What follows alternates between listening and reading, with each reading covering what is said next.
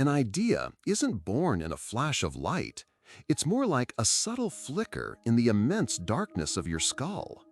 Billions of neurons fire in a complex, chaotic dance, a storm of electrical impulses searching for a pattern.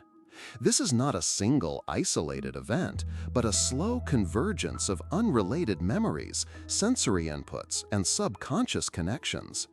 Think of it like a weather system forming over an ocean of experiences. A stray bit of a conversation from years ago collides with a color you saw this morning, and suddenly a new shape emerges from the static. Once an idea exists, it wants to spread.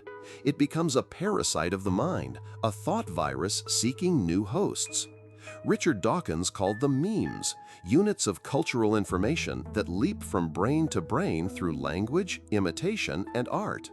A catchy tune, a political slogan, or even a simple hand gesture can replicate itself through populations with startling speed. The most successful ideas are not always the truest or most useful. They are the ones that are best at getting themselves copied, sometimes at the expense of the humans who carry them. For millennia, minds were made of meat. Now we have built minds from silicon and electricity. When an AI, like a large language model, generates a story, is it having an idea? It's processing vast archives of human-generated text, identifying statistical patterns, and reassembling them in novel ways. But is that process fundamentally different from how our own brains recombine past experiences to form new thoughts? At what point does incredibly complex pattern matching become genuine creativity, or even a flicker of consciousness? Does a story in a book cease to exist if no one is reading it? The physical object remains.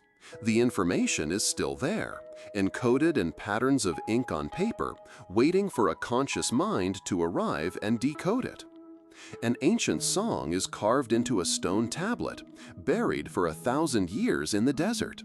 The idea, the melody, the rhythm is preserved, dormant.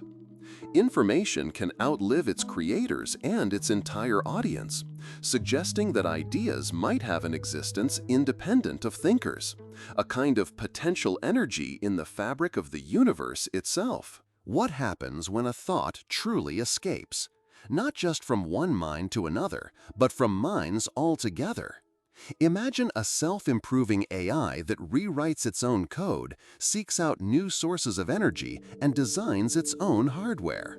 It is no longer just a tool. It has become a self-replicating, evolving entity made of pure information. This idea doesn't need us to think it into existence anymore. It has become its own thinker, a life form born from a fleeting thought that slipped its leash and decided to live forever.